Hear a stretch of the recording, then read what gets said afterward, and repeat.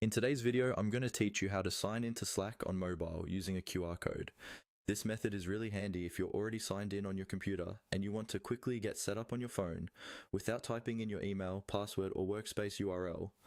I'll walk you through the process step by step and you can follow along on your own screen.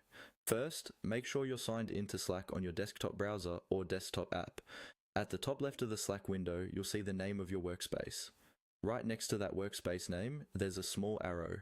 Start by clicking on that arrow. This opens a menu related to your current workspace, including different settings and options for managing your account. In that menu, look for the option that says Get the Mobile app. Go ahead and click on Get the Mobile app. When you select this, Slack will open a page or a pop-up that shows you information about the mobile app, and more importantly, it will display a unique QR code that's linked to your current workspace and account. Now it's time to switch over to your phone.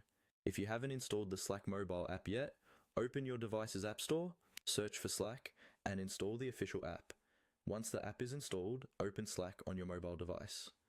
On the sign-in screen, you'll see different ways to log in. Look for the option to sign in using a QR code. The exact wording might vary slightly, but it will clearly mention a QR code.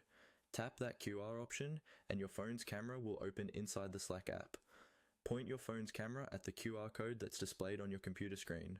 Try to hold your phone steady and make sure the entire QR code fits within the frame. Slack will automatically recognize it. You don't usually need to press a shutter button. As soon as the QR code is scanned, Slack will connect your mobile app to the same account and workspace you're using on your computer. Just follow any on-screen prompts on your phone, such as confirming the workspace or allowing notifications. After that, you'll be fully signed in on mobile, ready to send messages, check channels, and stay connected on the go, all without manually entering your login details.